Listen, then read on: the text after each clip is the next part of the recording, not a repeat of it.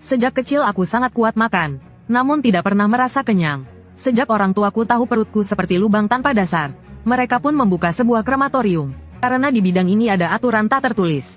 Bangkai makhluk iblis yang dikirim selalu tersisa sebagian, dianggap sebagai sedikit kompensasi bagi pekerja krematorium. Namun puluhan tahun lalu, tak terhitung makhluk iblis menyerbu bumi. Umat manusia membayar dengan harga darah, dan belajar meminum darah esensi iblis serta menelan pil iblis untuk menjadi kuat. Sedangkan bangkai makhluk iblis itu, baik dimakan mentah atau diolah menjadi makanan. Karena pengecualian semuanya mati, hal ini menyebabkan ribuan makhluk iblis dibunuh setiap tahun. Bangkainya sama sekali tidak bisa dimanfaatkan, bahkan bisa berubah menjadi sumber pencemaran. Dari sinilah industri krematorium muncul. Yang dibakar bukanlah jenazah manusia, melainkan bangkai makhluk iblis. Namun sejak kecil aku sangat kuat makan. Perutku seolah benar-benar tak berdasar. Sejak bisa mengingat aku tak pernah kenyang. Ayah dan ibu berusaha mengobatiku, mendatangi banyak tabib terkenal, menghabiskan uang seperti air mengalir. Hingga usia 3 tahun aku kurus dan pucat. Sampai suatu hari seorang paman pulang dan melihat keadaanku. Ia menyarankan mencoba darah esensi iblis. Saat itu juga langsung terlihat hasilnya. Ayah dan ibu sangat gembira. Sejak saat itu mereka mulai membelikanku darah esensi iblis. Namun benda ini sangat mahal. Sama sekali tidak mampu ditanggung keluarga biasa. Seseorang menyarankan ayahku membuka krematorium. Karena keluarga kami membuka krematorium, dianggap telah berkontribusi bagi umat manusia. Maka anak dari keluarga yang menjalani profesi ini, bisa mendapatkan satu kuota masuk sekolah kultivasi. Sejak usia 4 tahun mulai masuk taman kanak-kanak. Aku pun memulai hidupku yang liar. Langsung menghabiskan botol-botol di sekolah untuk anak-anak. Botol darah esensi. Lalu setelah bertambah besar, porsi makanku juga makin besar. Satu kelas saja tidak cukup diminum, lalu bagaimana? Maka satu tingkat sekolah. Lalu satu sekolah penuh. Dan setelah masuk SMA, aku bahkan jadi langganan di berbagai SMA. Hari ini aku dan ayah bekerja cekatan di ruang pembakaran. Ayah bekerja dengan sigap. Jiang Wanli bergerak dengan terampil. Memerasnya seperti memerah susu. Sisa sedikit darah yang tersisa di dalam bangkai dilemparkan kepadaku sebagai anaknya. Mengikuti orang tua seperti kami, kau pasti menderita. Aku bergerak serempak, mengangkat kepala dan menatap Jiang Wanli. Lalu berkata dengan serius, ayah, aku ingin menggigit sedikit daging iblis. Suasana hangat langsung hancur. Jiang Wanli hampir pingsan karena marah. Jiang Ping, sudah berapa kali ayah bilang padamu, makhluk iblis tidak boleh dimakan. Kalau kau masih punya niat seperti itu, kakimu akan ayah patahkan. Wajahku penuh rasa sayang. Daging sebagus itu, kalau dimakan pasti sangat mengenyangkan. Kenapa tidak boleh dimakan? Jiang Wanli tahu, hari ini harus memberi pelajaran pada bocah ini. Kambuh lagi, ayo ikut ayah baca apa yang tertulis di dinding. Sambil menunjuk beberapa huruf besar di dinding belakang tungku, membacanya kata demi kata dengan keras. Aku yang patuh langsung menciutkan leher, menatap ke arah yang ditunjuk jari Jiang Wanli. Di dinding Jiang Wanli mengingatkanku dengan suara keras. Makhluk iblis tidak boleh dikenali. Jika dikenali mata akan memerah dan berubah menjadi polusi. Jiang Wanli yang marah besar menatap mataku yang polos. Jiang Wanli merasa matanya kemasukan pasir. Ia tahu anaknya ini sedang bercanda. Ia memalingkan kepala, mendengus pelan. Aku pergi lihat apakah makan malam sudah siap. Kalimat tentang iblis ini kau urus sendiri. Lihat punggung Jiang Wanli yang semakin menjauh. Aku menghela napas pelan yang hampir tak terasa. Lalu aku menatap bangkai makhluk iblis di hadapanku. Aku menelan ludah. Kulit elang ekor besi ini rasanya sudah tingkat 3 kan. Walaupun sudah dicabut bulunya, tetap bisa tercium aroma lezat itu. Tidak tega, aku baru saja hendak memotong elang ekor besi lalu memasukkannya ke tungku. Tiba-tiba terasa hangat di pinggangku. Bahkan makin lama makin panas. Aku tak tahan dan cepat-cepat merogoh saku. Tiba-tiba sebuah buku melesat ke langit. Aku menggosok-gosok mataku, tidak percaya dengan apa yang kulihat. Bukankah ini komik kecil yang kuberikan? Ada seorang adik kecil untuk dibaca. Bagaimana bisa berubah jadi seperti ini? Benda ini kubeli di pasar barang lama era lama. Karena aku menerima sebuah tugas. Tak pernah terbayang akan berubah seperti ini. Lalu kilatan cahaya emas menyambar. Aku refleks menutupi mataku. Namun cahaya emas itu lenyap sekejap. Seluruh buku berwarna emas itu langsung masuk ke dalam otakku lewat mataku. Tulisan bercahaya emas peta pemakan iblis muncul di retina. Di belakangnya masih ada baris-baris huruf kecil tingkat 3. Elang ekor besi iblis kecil. Tekstur daging cenderung keras. Daging sedikit, tulang banyak. Dimakan tidak terasa nikmat. Dibuang terasa sayang. Tambahkan arak keras 50 takaran. Tambahkan jamur kering 200 takaran. Tambahkan kulit jeruk kering 10 takaran dan lain-lain. Kulit jeruk kering 10 takaran dan lain-lain. Rebus perlahan dengan api kecil dapat sedikit meningkatkan tenaga. Sedikit meningkatkan rasa kenyang. Penilaian anjing pun tidak mau makan. Melihat tulisan di retina, aku benar-benar terkejut. Ya Tuhan, ini benda apaan? Anjing pun tidak mau makan. Katanya, aku mau makan. Apa jangan-jangan langit pun tak tega melihatku kelaparan? Tapi apakah ini benar-benar aman? Jangan sampai kau mati karena makan. Dalam sekejap aku memikirkannya dengan tuntas. Hidup mati ditentukan takdir, kaya miskin ditentukan langit. Jika tidak mencari cara, aku benar-benar akan mati kelaparan. Aku menguatkan tekad dan menghentakkan kaki. Pintu terbuka, ayah dan ibu masuk membawa tas besar.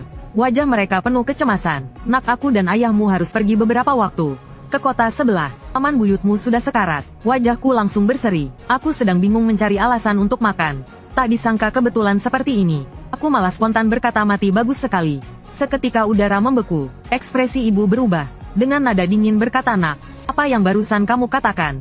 Bahkan Jiang Wanli pun menatap bocah nakal di rumahnya. Aku bereaksi sangat cepat, menatap ibu yang raut wajahnya tidak bersahabat. Aku langsung berkata, maksudku mati terlalu cepat. Ma, aku maksudnya kenapa paman buyut meninggal terlalu cepat. Bukannya baru 80 tahun. Itu sudah termasuk wafat dini. Yao Yujing baru mendengus pelan. Beberapa hari ini kamu tinggal baik-baik di rumah. Jika ada yang mengantar bangkai iblis, kamu ikuti saja prosedurnya. Aku sudah izin ke sekolah untukmu. Sebelum kami kembali kamu jaga tunggu di rumah. Aku malah makin senang, bahkan tidak perlu pergi ke sekolah. Terus terang sekolah sialan itu tidak menarik sama sekali. Berkultivasi aku juga tidak bisa. Makan saja tidak pernah kenyang. Mana ada tenaga untuk berkultivasi. Bergerak sedikit saja terasa menodai hidupku. Soal pelajaran umum, bagi diriku yang kelak akan jadi kepala krematorium Nancheng. Apa gunanya pelajaran umum? Sejak masuk ke profesi ini, sudah kehilangan kesempatan masuk universitas kultivator. Termasuk keturunanku nanti. Baik ma, semoga perjalanan kalian lancar. Aku tidak mengantar. Bangkai iblis ini lumayan merepotkan. Jiang Wanli merasa anaknya sudah dewasa. Katanya, ia menghela napas dan berkata, ada uang di lemari. Kalau sudah sangat lapar pergilah beli sebotol darah esensi iblis. Jangan buat Lanlan marah lagi. Aku mengusap hidungku. Memang terasa agak canggung. Setengah jam kemudian, muncul seorang pria dengan gerak-gerik mencurigakan. Aku berlari keluar dari ruang pembakaran, untuk memastikan apakah ayah dan ibu benar-benar sudah pergi. Lalu tertawa terbahak-bahak, menatap bangkai elang ekor besi. Sambil berkaca pinggang menunjuk ke langit. Bangkai iblis ini pasti kumakan. Tak ada yang bisa menghentikanku. Yang kubilang itu Paman John. Seorang kakek toko obat dengan ciri campuran ras. Sedang memegang timbangan kecil dan mengutak-atik.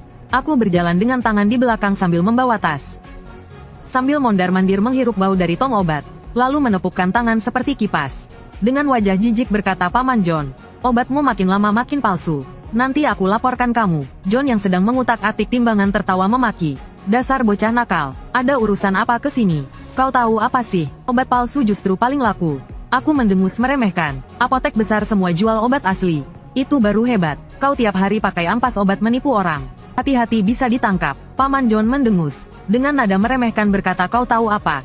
Karena jual obat palsu tokoku bisa bertahan sampai sekarang. Kalau jual obat asli 3 hari saja sudah disegel. Aku langsung tertegun. Paman John menatap ekspresiku yang membeku. Lalu tertawa terbahak-bahak, belum paham ya? Pelajari pelan-pelan. Ada urusan langsung bicara. Tidak ada urusan cepat pergi. Aku sedang sibuk. Aku tidak memikirkan logika Paman John. Dan malas mempedulikannya. Dengan senyum lebar aku mendekat dan berkata ingin membeli obat. Sambil berbicara aku menyerahkan daftar itu. Paman John melirik daftar itu.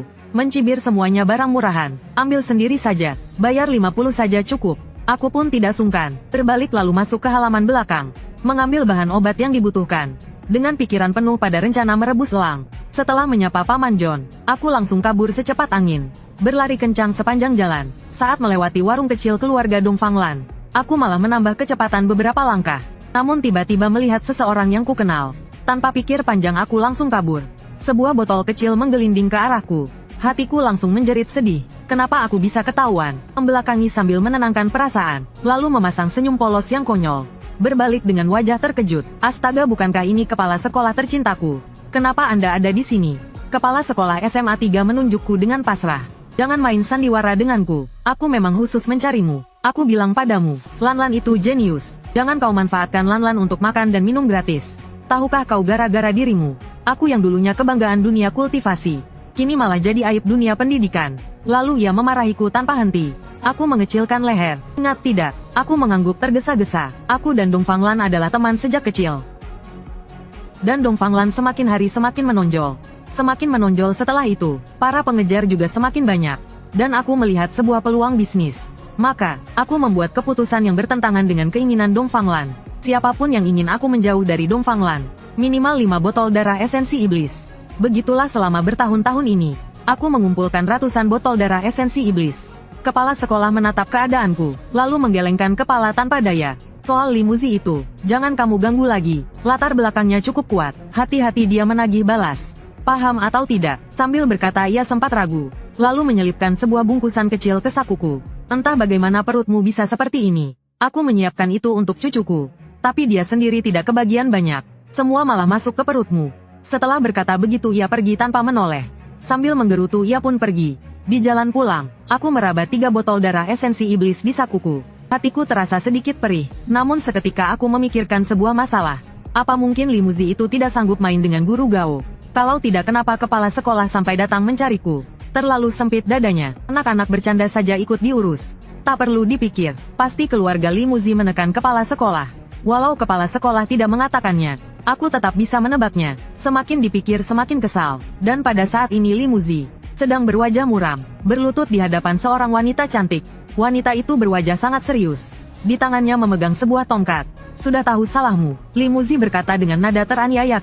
Anak itu terlalu pandai menipu. Aku juga baru mengetahuinya. Tenang saja, aku pasti akan menuntut kembali ini. Nanti aku akan membawa Paman Liu mencarinya. Plak tongkat langsung menghantam. Limuzi kesakitan sampai sulit bernapas. Wanita cantik itu memarahinya dengan kecewa. Yang kubicarakan itu soal beberapa botol darah esensi. Apa keluarga Li kekurangan benda seperti itu? Bajingan, yang ku maksud kamu sebagai pewaris keluarga Li. Bahkan tidak punya otak. Seorang bocah dari kota terpencil saja bisa mempermainkanmu habis-habisan. Apa kamu pakai otakmu? Jelas-jelas kamu sendiri yang bodoh. Malah menyalahkan orang lain. Jelas-jelas kamu sendiri yang bodoh. Cô ngồi không phù hợp. Jelas-jelas kamu sendiri yang bodoh.